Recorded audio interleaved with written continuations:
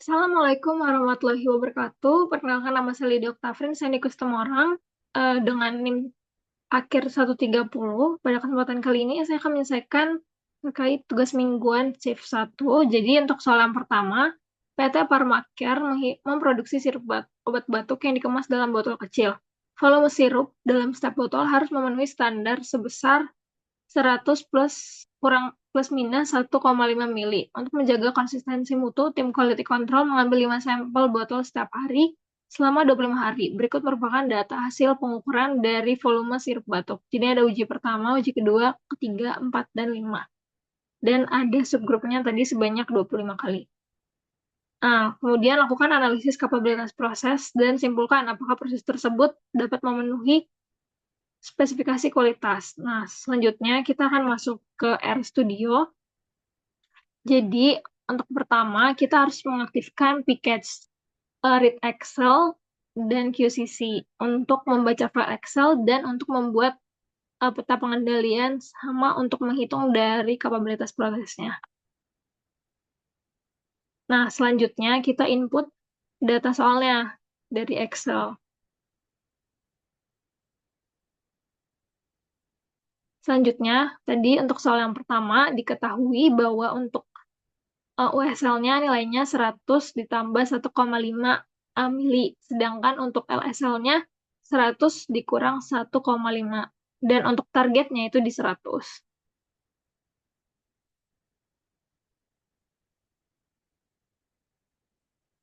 Kemudian kita mau menghilangkan kolom subgroup. Jadi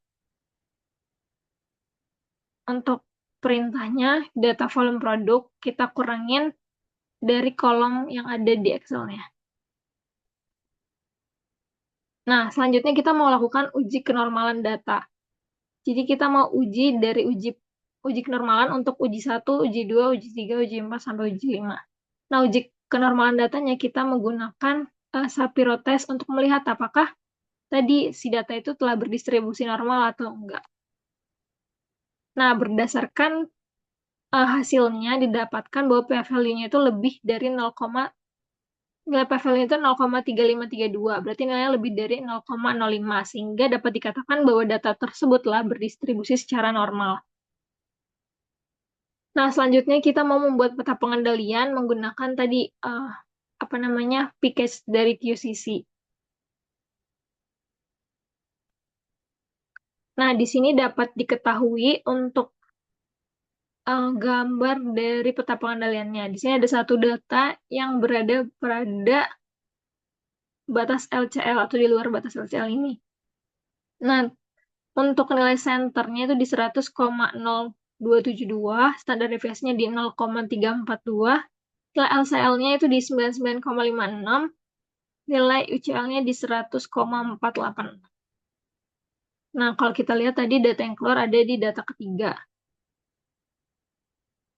Selanjutnya, ini untuk melihat data yang tadi.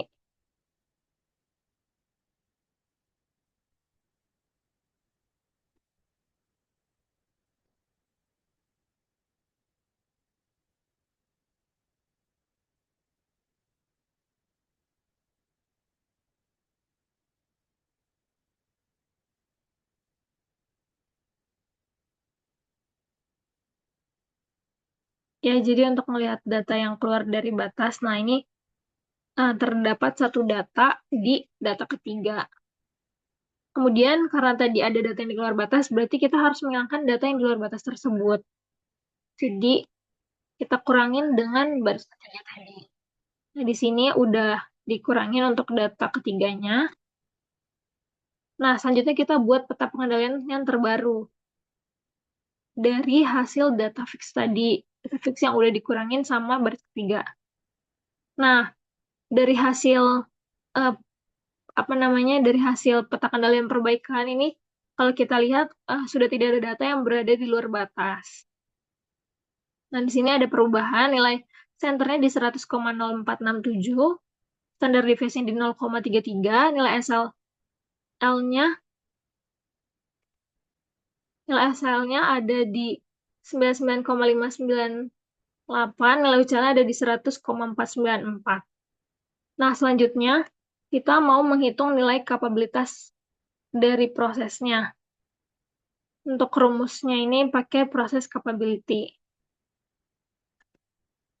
Nah, di sini kita tahu tadi untuk si senternya di 100, nilai standar deviasinya di 0,3424, dan nilai targetnya ada di 100, LSL-nya 98,5, dan USL yang terbarunya ada di 101,5. Nah, berdasarkan dari hasil analisis kapabilitas proses tersebut diperoleh untuk nilai indeks kapabilitas potensialnya atau CP itu di 1,460, kemudian CPK di 1,487, CPU-nya di 1,434, CPK-nya di 1,434 juga, dan CPM-nya ada di 1,456. Nah, karena nilai CP-nya ini lebih besar daripada 1,3, hal ini tuh menunjukkan bahwa proses tersebut itu sudah termasuk dari kategori capable, yang berarti proses sudah mampu memenuhi spesifikasi dengan variasi yang relatif kecil dan stabil. Nah, hal ini juga menandakan bahwa dari proses produksinya itu telah berjalan dengan baik tanpa memerlukan inspeksi secara ketat dan berkelanjutan. Nah, meskipun tetap perlu pengawasan rutin untuk menjaga konsistensinya. Nah, selain itu tadi, kalau dilihat di sini, untuk hasil estimasinya itu menunjukkan bahwa tidak ada produk yang berada di luar batas spesifikasi.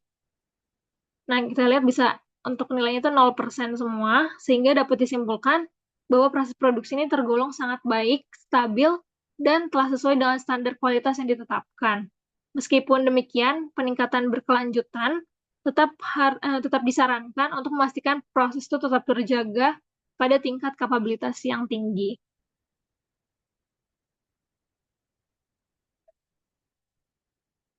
Selanjutnya, kita masuk ke soal kedua. PT Lulupek adalah perusahaan memproduksi tas ransel berkualitas premium. Untuk menjaga konsistensi mutu produk, perusahaan melakukan pengendalian kualitas berbasis Six Sigma. Selama bulan Mei 2025, tim Quality Control telah melakukan inspeksi harian selama 30 hari berturut-turut terhadap produk tas ransel. Pemeriksaan dilakukan berdasarkan 4 kriteria critical to quality, yaitu tali putus, resleting macet, ban sobek, dan logo miring. Berikut merupakan datanya. Jadi ada tanggal pemeriksaan, kemudian ada jumlah produksi dari tas ransel, kemudian untuk jumlah tas ransel yang diinspeksi, dan jumlah produk cacatnya. Nah, berdasarkan data hasil inspeksi tersebut, tentukan A. Nilai DPU, defect per unit, B. Nilai DPO, defect per opportunity, C. Nilai DPMO, defect per million opportunities, dan yang kedua, level sigma dari proses produksi. Yang terakhir, jelaskan hasil analisis Six Sigma dan simpulkan apakah proses pengendalian kualitas sudah efektif atau masih memerlukan perbaikan lebih lanjut. Nah, kita lanjut ke RStudio-nya. Di sini kita perlu mengaktifkan piket statistik. Selanjutnya, kita mengaktifkan rumus defect per unit. Defect per unit itu didapatkan dari total defect dibagi total inspeksi, atau total produk cacat dibagi dengan total produk yang diperiksa.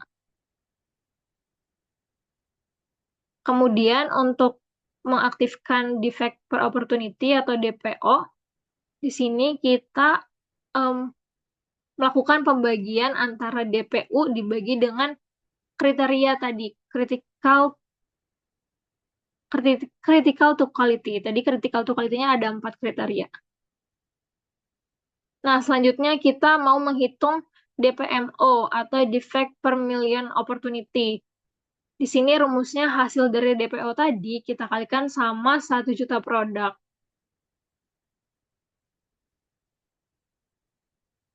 Nah, selanjutnya kita menghitung level sigma. Jadi untuk level sigmanya itu kita pakai rumus P-norm, terus 1 dikurang nilai DPO ditambah 1,5.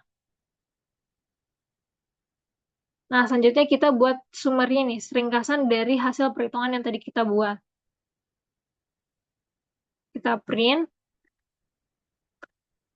Nah, berdasarkan dari hasil perhitungan, diperoleh untuk nilai DPU-nya 0,03, kemudian untuk nilai DPO-nya di 0,01, kemudian untuk nilai DPMO-nya di 81,75,56 dan level sigma-nya di 2,34.